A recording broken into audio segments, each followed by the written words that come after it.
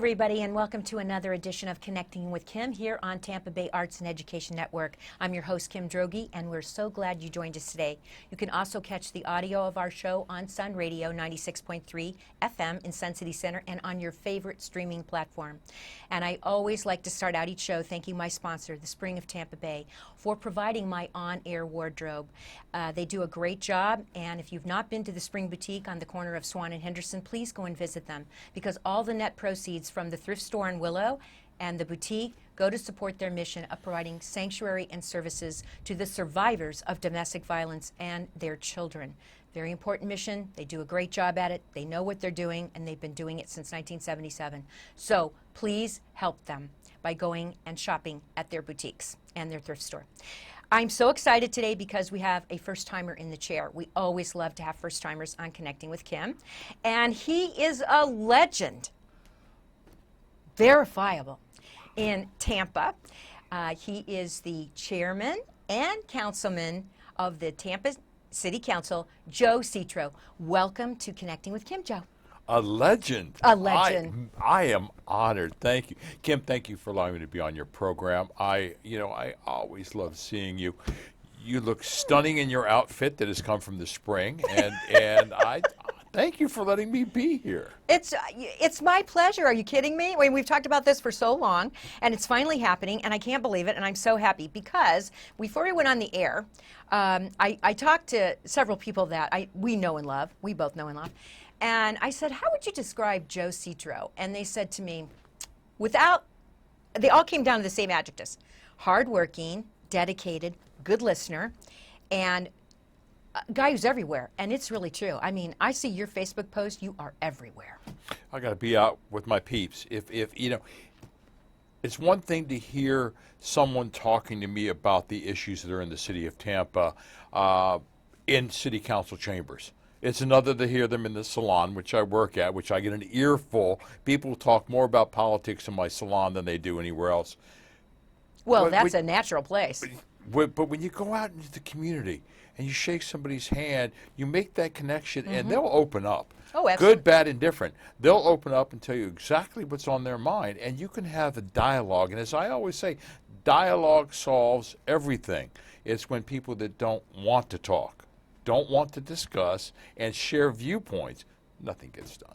Well, there you find the whole goal of Connecting with Kim, because the goal of this show is to impart information by us having a conversation. So I always start off every show with the same opportunity for everyone, and that is to share a little bit about their life journey thus far, because you never know when somebody out there is going to say, I did that, I worked at that, I went to that school, and we want them to stay tuned for the rest of the story. Well, I'm a very private person, and even though being in the public's eye, it's tough to be private. Most people don't know me before 1974 when I moved here.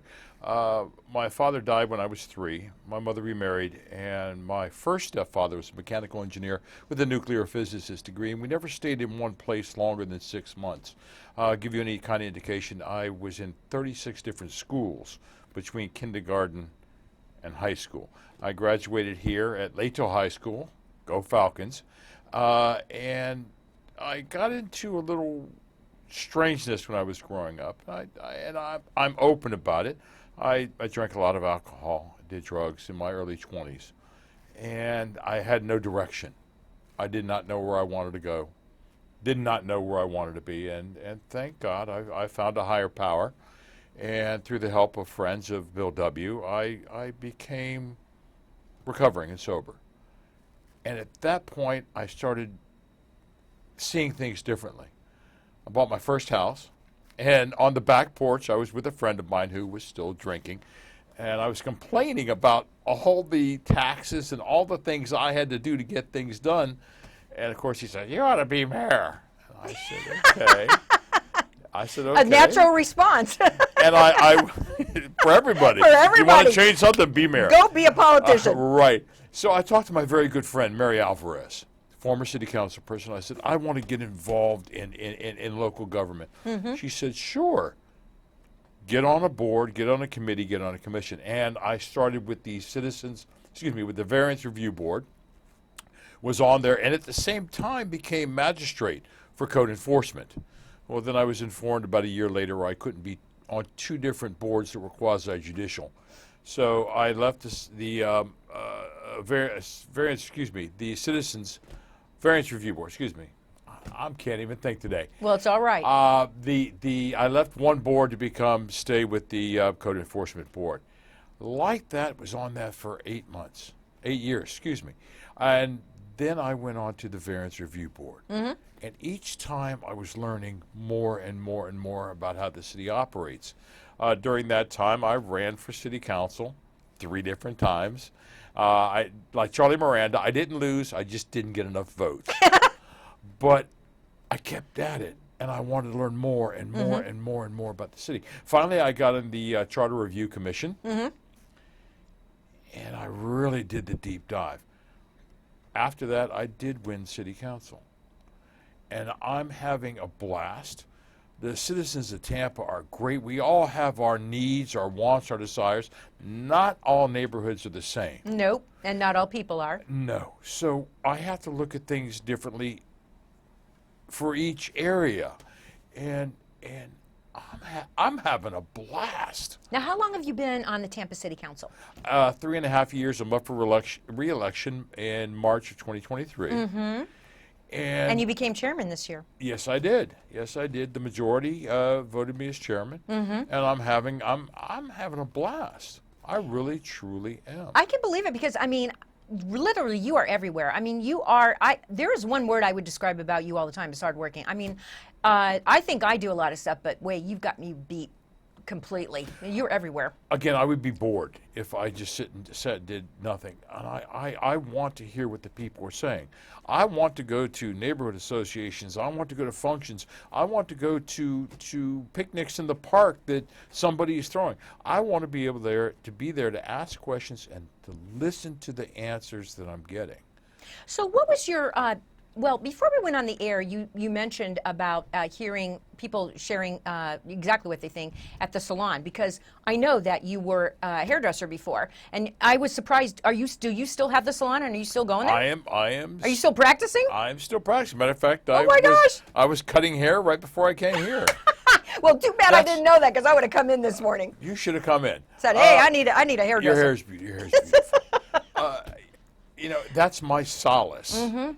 I can go in and talk about politics, but also, I enjoy what I do. I can make someone feel better about themselves in 45 minutes. I know, it's like being in the confessional when you sit down in the hairdresser's chair. Honest to God, it's been that way my whole life. I think that's for everybody. You just kind of feel like this need. You can burden yourself, and it's okay, right? I'm able to take a woman who's having a bad hair day and make it great. Massage her head, shampoo it out, condition it, trim it here and there, cut it here and there, blow it out, and you know what? She feels great the rest of the day. That's an important thing to be able to give someone. 45 minutes I can do that. Good Lord. It's like wave the magic wand, right? I'm going to make you feel great. I got to tell you, going back to city council, this city council is like no other. And let me just tell you why. Within 6 months of being elected, we had a pandemic. I know it. We had a pandemic. I know it. We weren't able to get on the phone and call somebody and say, hey, how did you handle your pandemic back in 1921? We did not know how to do that. Right after that, we had peaceful protesting in the streets, civil unrest in the streets. These are all new and different things to one a brand city new councilman. council. And a brand new councilman. And I'm going to say this: the city of Tampa weathered all those storms and came out stronger. When I was chair of the CRA, we were able to help people stay in their homes during the pandemic. People that couldn't go to work, people that couldn't pay the rent. We were able to help them in paying their rents and their mortgages. Fantastic. I mean, yes, we had that time where we closed down. My business had to close down, and it was closed down for 2 months. But Tampa weathered the storm, and we became this showcase for the rest of the country. Other cities were looking at us saying, how did you do it? How did you make it work? Well, other cities and other states were looking at us. How did Florida do it? We're blessed. Also, we should acknowledge the fact that we're blessed because we live in Florida. We live in a friendly climate. Although I know there's some people that in the recent events are going to say it's not so friendly during hurricane season. But and God bless those people because we feel for them. But we live in a friendly climate where at least you can be outside. You're not forced to be in your house. You can go and enjoy nature, and that makes a big difference. And if I may, the emergency people that helped us at the EOC, the Emergency Operations Center, were phenomenal. During the Hurricane Ian, we had department heads that were staying there for 3 days straight. Yep. Our police officers and our fire. Was amazing. I was at the Raymond James Stadium for roll calls for 2 different days for 125 officers. They were working 12 hours on, 12 hours off. Not only were they there to help keep the citizens of Tampa safe, but after the hurricane went through, we had a corps of officers and a corps of firefighters that went down to Fort Myers. We have amazing first responders. We have amazing staff. We have amazing department heads. So you ran for city council 3 times in a row, and sometimes I've always said to people, sometimes you learn more from losing something than gaining it on your first try, because there's many lessons to be learned in campaigning. Campaigning is not for the faint of heart. It's a difficult job. But so when you got elected, and then of course you had to face the pandemic right away, but what was your biggest surprise about being elected to Tampa City Council? What happened that you said, oh, I didn't expect this? I can't tell you. I don't know. I think it was the night of the election. It was kind of a fog, and when I really got into my first meeting, everything I thought I knew. You didn't know. No, at the 16 years that I had served the citizens of Tampa in various boards, I was just scratching the surface.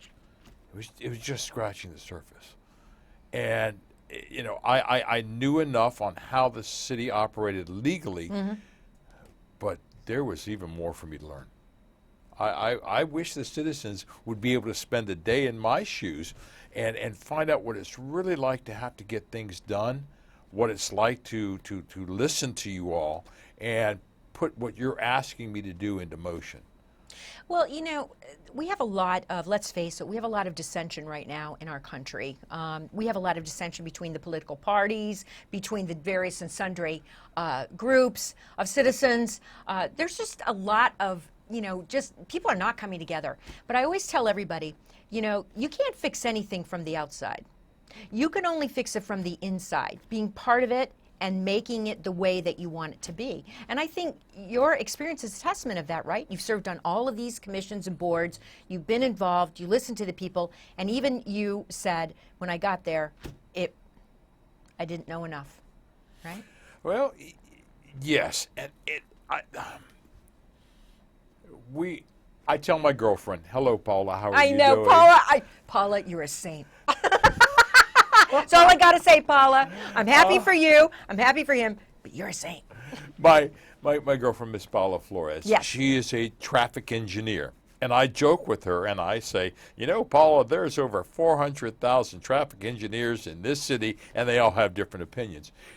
And that's the same, but we've got to start finding that middle ground. We have to start with the dialogue. We have to start listening to one another instead of hollering and yelling. Right. Sit down, come to the table, let's discuss our differences and see if we can't find common ground. Because if we can't find that common ground, then we're going to still be at odds with one another. Nothing gets accomplished then. I keep telling friends that today Americans don't have a common enemy. And I'm not talking about going out and fighting wars, but there was a bright, young Democrat president who made the statement, by the end of this decade, we will send a man to the moon and return him home safely. You know how many people came together for that, how many organizations, how many companies. Yep. When my stepfather worked for NASA, there were so many different companies working to achieve that goal. It was a fantastic goal, and he was a visionary. If you're just joining me right now on Connecting with Kim, my guest in the chair is Joe Citro, who is a Tampa City Councilman, but he's also the chairman of the Tampa City Council. And he's a first-timer on Connecting with Kim, and we just are loving it. So what would you say at this point? Because it's been I'm not going to shy away from it. It's kind of been a tumultuous, interesting year on the Tampa City Council. What would you say is the biggest challenge facing the council? Transportation, and I know, Kim. It's okay. I know how you feel about it. My personal opinion has nothing to do with it. And again, we all have differences of opinion. This all for transportation debacle has just been a pain in the rear Since 2018. Well, this last go around, I mean, verbiage was changed. Judge says it's fine. But with what has happened, it's going to set Tampa back 10 years. And I know you have your opinion. I have my opinion as well. We're looking at people that can no longer afford to live in the city of Tampa, that are now living out in unincorporated Hillsborough County. They are now faced with not having the ability to pay for gas, maintenance, upkeep, insurance, tolls, parking. Where is our service industry going to go within the city of Tampa to provide for all the residents that live in Tampa? If someone has to pay $25 a day for parking and or gas and or for their car, they're not going to be able to work for $15 an hour. Heck no. Eventually, some person is going to say, I'm not going to do that. You got to pay me $25 an hour. Where is that going to be passed on to the consumer? Or they're going to work remotely. Right. We pay for our repaving of our roads, our maintenance and upkeep through gasoline sales tax. Now that our cars have become more fuel efficient, and of course you've got those people like me that are driving electric cars that don't pay into the system, which I will gladly pay every time Nancy Milan was here earlier, every time I renew my tag, I'll pay into it. But we don't have the money to fix our roads. We're on a 90-year cycle of repaving our roads. This would have helped repave our roads, put in sidewalks, pay for transportation, public mass transportation. I don't see how we're going to be able to keep up with the amount of people moving in here, our roads, and our public or mass transportation without all that 1 cent sales tax. And again, Kim, I know you and I vary on it, but that's my opinion. Well, I think it depends on where you're coming. Perspective is everything in life. So it depends on where you're coming from. If you're a Tampa City resident or worker, you're going to have one view of the transportation situation. If you are a person living in unincorporated Hillsborough, and the majority of people do live in unincorporated Hillsborough, let's keep that in mind, you're going to have a different perspective on the transportation tax and the transportation needs. Now, this morning, for instance, I'm just going to share this because we all had the same problem this morning. I usually come up 75 and get on the Selman to come to the studio, right? Now, if there's one problem on 75 in the northbound lanes, well, you can kiss your time schedule goodbye. So now that gives you two other ways to get to Tampa, 301 or 41, right? 41, you got to worry about the trains. 301, it's nice and wide and there's lots of lanes, but now everybody wants to go on 301. So it took me an hour, more than an hour, to get to the studio, Dave, for a trip that usually takes 30 minutes. And I will tell you, I had a client that had to cancel this morning at 8 o'clock because why? Couldn't get there. Because she was coming from Ruskin and couldn't get there. Couldn't get there. So, we have to start thinking about But how Joe. But if I looked around me, as I sat there in traffic crawling up 301, I looked around me and I said, okay, what am I seeing as I look around me? I'm seeing people, single people in their cars. That's what I'm seeing. A bunch of cars with single riders in them. How are we going to fix that? If we were to have rail or dedicated right-of-way for either rubber wheel or steel wheel, every person that saw that transportation flying by them while they're sitting there, they would have thought this, all I got to do is jump on that. I can get downtown. I can work on my computer via internet. I can be rested, refreshed, not aggravated when I get into work. Well, I'll tell you what. I mean, if I could park and jump on and then when I jump off at my location that I want to be, I can get to the rest of my location easily. I really don't have an issue with that because, I mean, now I'm one of those people that I don't text unless I'm at a light, stopped. All right, the wheels are not turning. But I do use my phone a lot in the car. So I will chat. In fact, I chatted with somebody we both know, Betsy Hapner, almost all the way to the studio this morning, which was delightful. But, you know, that, I wouldn't be opposed to it, but I don't see that happening. I don't see people getting out of their cars. Again, if someone is stuck in traffic and is stuck in traffic for an hour and they keep seeing these trains or these buses going whizzing by them, they're going to think differently. My focus is the city of Tampa. Right, of course. There is more traffic fatalities, more traffic accidents, more traffic jams within the city limits. You have people from unincorporated county, Hillsborough County, coming in each and every day to the city of Tampa to work. Our population... Or Pinellas. Hang on. Our population of the city of Tampa doubles each and every day. People coming in from unincorporated Hillsborough County, Pinellas, Polk, Pasco, Hernando, and Manatee. Right, Manatee. Who is facing the brunt of all this transportation needs? Correct, the city of Tampa. You are correct. We have two major interstates connecting right in the middle of Tampa. I know. Now, you know I'm also a board member of the TPO, the Transportation Planning Organization. I have a problem. County wants to put on 2 more county commissioners. It goes by population. Well, if that's the population stayed in place. But you've got Hillsborough County unincorporated residents coming into the city of Tampa each and every day. Our needs are greater than what we're given. We need more representation. Okay. The TPO by the city of Tampa. Okay.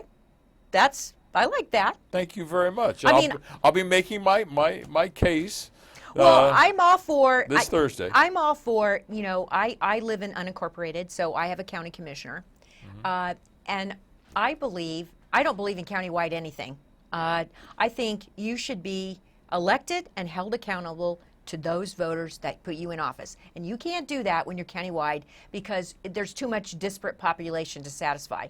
So you won't find me objecting anything that's dedicated. And I like that idea. Kim, hang on. Ladies and gentlemen, when Kim first asked me to come on, she said, "We're not talking politics here." Well, we're not talking politics. We're talking issues. This is completely different. Well, you know, we only have about 4 minutes left. I know, it goes really fast when you're having fun. And I've had a blast being here with you today. Well, you're welcome anytime. You know that. And in fact, all the Tampa City Council is welcome on my show because we're TBAE and we satisfy and service a large audience and we want everyone to be covered. So I always give my guests, when we get down to the end, an opportunity to look into their camera and say anything to the voters and residents of Tampa that you want to say, and anything you want to pitch or thought you want to leave them with, whatever. First of all, Kim, thank you. Kim, thank you for allowing me to be on your show. This has been great fun, and I wish we had longer because we're sitting here having dialogue that I think I may be swaying you to come over for this all for transportation a little bit more. a little bit more. Shh! Don't let my. No, I'm going to ask the voters. You're going to hear many things that your vote is not going to be counted on the all for transportation. That, in a sense, is true. Now, there have been so many mail-in ballots that have already been collected. I'm a purist. I go on the election day to vote. I'm urging all of you to still vote. Vote your conscience. Vote yes, vote no. It doesn't matter. But when this litigation is over, and hopefully Hillsborough County prevails, Craig Latimer, our supervisor of elections, is going to tally all those votes. So please, still go out and vote. Vote your conscience. I hope you would vote yes. I've got to say thank you to all the members of TBAE. They do a great job in presenting great shows like Kim's here. And I led the way that they could get more funding from the city of Tampa, a total of $200,000 Yes. this year through our budget. They do a great job. They're friends of mine. I always enjoy coming down. Kim, again, it's been a pleasure. I hope to see you again. Well, you'll see me again. Well, we'll see each other at Tiger Bay. Again here. Well, again here, absolutely. But to my constituents, it's been a ride. Thank you. I am up for re-election. Mm-hmm. I'm not trying to No, you're allowed make to a say pitch, that. It's okay. But please vote for me, Joseph Citro, Tampa City Council, District 1. Okay, now you're pushing it. Because we're an NPO and we have rules. Vote for me anyways. And Vote for me Jessica's anyways. giving me the look. Give me a look. I can see her off camera. She's giving me a look. All right. Love you, Paula. We loved having you. I really appreciate you coming on Connecting with Kim. You're welcome anytime. I mean that sincerely. My guest today on Connecting with Kim has been Joseph Citro, who is the chairman of the Tampa City Council and a councilman. And I think your background, now that I know all of that, about all those schools in that short period of time, I think that is probably what makes you so able to navigate all the terrain that you navigate and talk to all the people that you talk to, because you have to acquire those kind of skills when you're having to start over all the time. Because my whole life was like that, moving all over all the time, my adult life. And you gain skills and learn how to immediately integrate and make your life keep going on and the quality of that life keep going on. So kudos to you. Thank you. Thank you for joining us today on Connecting with Kim. Our goal every week is to give you information that helps make your life in our little corner paradise better. And it is paradise. No matter what we might have to deal with, it still is paradise. And there are many people around this country who wish they were here. So thank you for joining us. We'll be back next week with another edition of Connecting with Kim. And a shout out to my sponsor, the Spring of Tampa Bay. Keep doing the good work that you're doing and help them do that good work. Thank you.